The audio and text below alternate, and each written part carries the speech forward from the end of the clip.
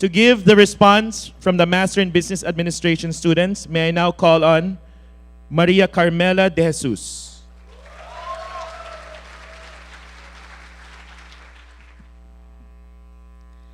Honorable President of the Asian Institute of Management, Dr. Stephen DeCray, Dean of the Institute, Dr. Lim, Dean of the Graduate School of Business, Dr. Borromeo, distinguished members of the faculty, alumni, honorable guests, family and friends, good morning. This day is as much yours as it is ours.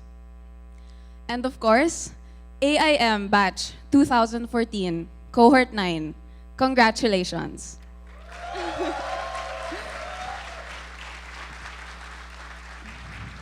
As I stand here today, it is an honor and a humbling experience that you chose me to deliver the student address, which is not only nerve-wracking because I feel like I'm doing my last whack, but also quite impossible to do. How do I put into words the amount of gratitude we all feel for everyone here today? How do I concretize the learnings from 800 cases? That's 4,800 work hours spent on academics. Or is it 2,000 if we count our poolside parties? But don't worry, I think we learned to work efficiently for the last few months. MBA life is finally over. And we try to remember, what exactly is this thing called free time? Yes, sad but true. 12 months ago, free time was a luxury sealed in a box. And we only savored it on the weekend if we were lucky enough to have one. Our first classes then were quantitative. The quadruple threat of language of business or accounting, statistics, operations management, and financial management.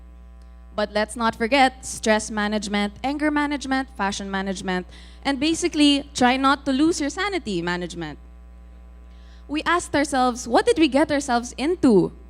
And is the tuition non-refundable? During the first semester, we found ourselves in a melting pot of young people from 10 different countries, geared towards becoming the next generation of business leaders.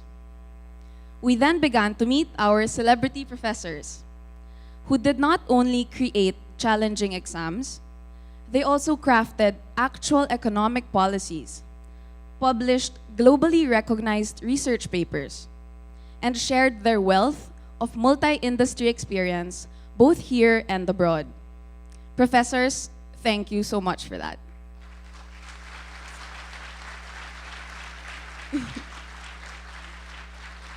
Most importantly, they taught us how to ask the right questions. And once we began asking questions, they taught us how to deal with the answer. Two famous words which will never leave us. It depends. Sir, among our options, which business solution should the company pursue? Which target market should the campaign focus on? It depends.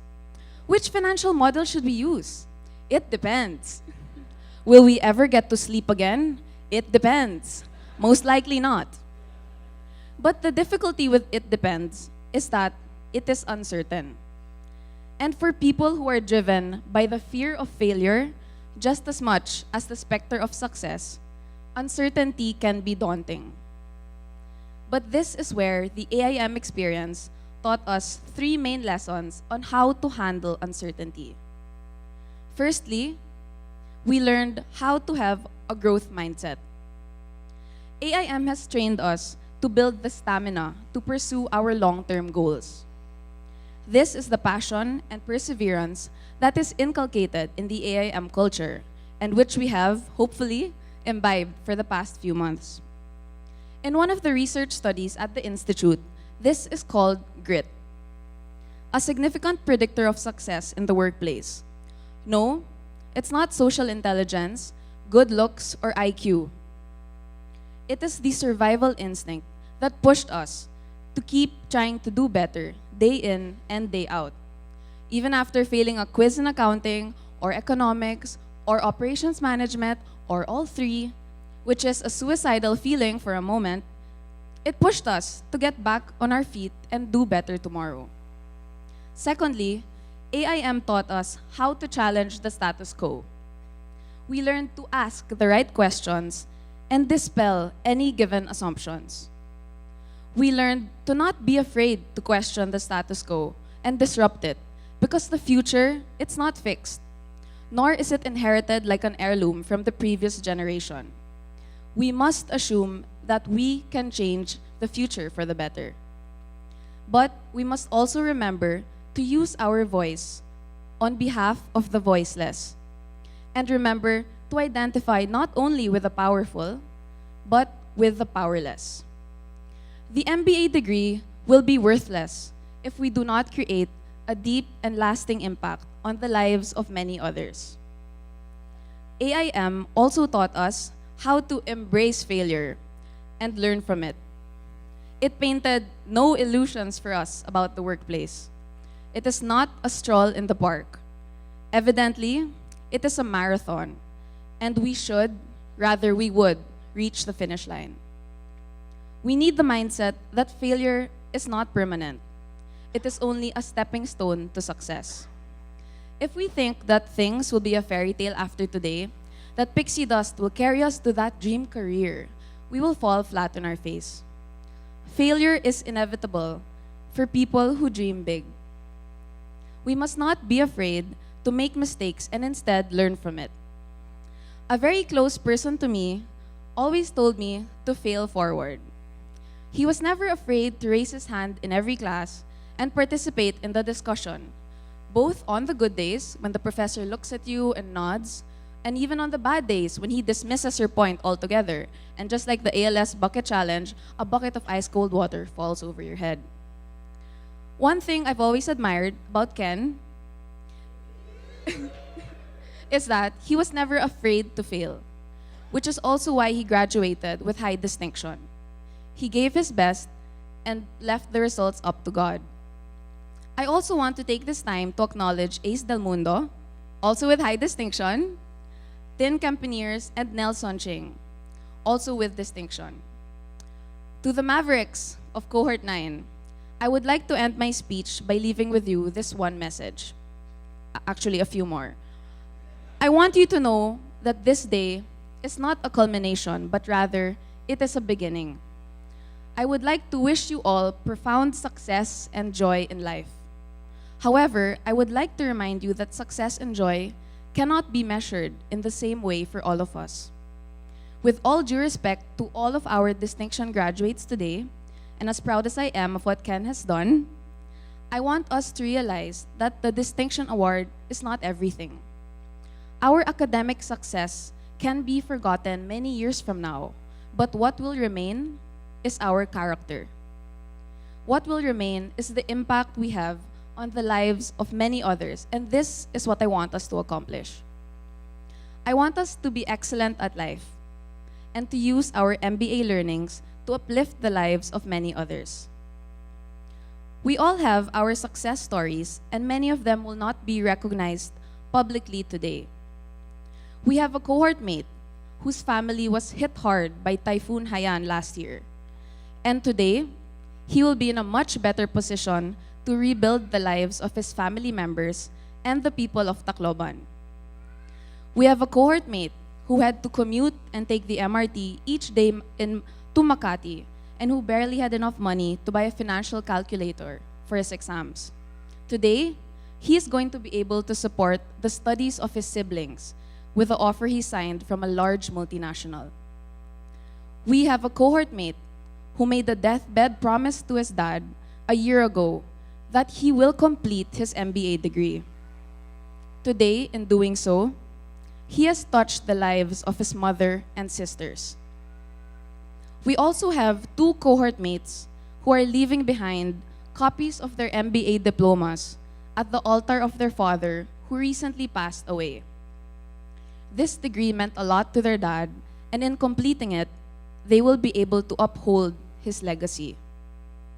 We have a cohort mate whose mother has been diagnosed with cancer, but after today, he will be in a much better position to support her and the rest of his family.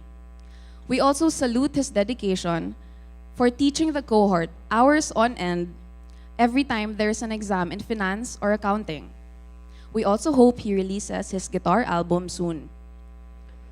We also have a cohort mate who had to leave her few months old child in India for the MBA program. And even with that difficult situation, she still wears a cheery expression and never hesitates to speak her mind in class.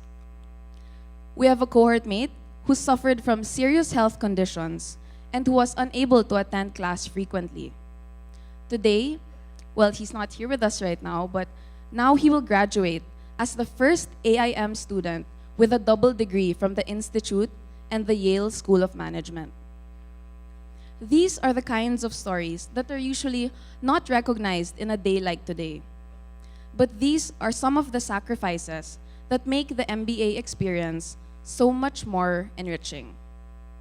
And these are the stories that resonate deep within the heart of Cohort 9. I'd also like to honor our family, without whom this would not be possible. Thank you for the support and firm belief that we would reach this day. And thank you for being our major sponsor in some of our personal balance sheets.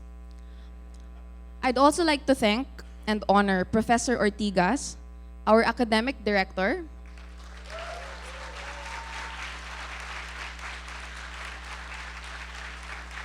and Mark Chan, our program director. Thank you for the patience and for being our pillars when things would get tough. Part of what kept us going is that we did not want to let you down. I'd also like to thank the amazing staff and most especially Miss Cora for showing us how to multitask with a smile. To Cohort 9, we started out as a batch with 10 different nationalities, but today we emerge as citizens of the world. Can you imagine the free tour guides we'd get if we visited each other? As we all take flight and head towards different parts of the globe, please remember, it is not farewell. We will be connected by our strong affection, our camaraderie as a batch, and our shared experience of these 16 months, which will never come again, and yet will remain forever. Evidently, the future no longer looms in the distance. It begins now. Congratulations, and I wish you the very best of lives. Thank you.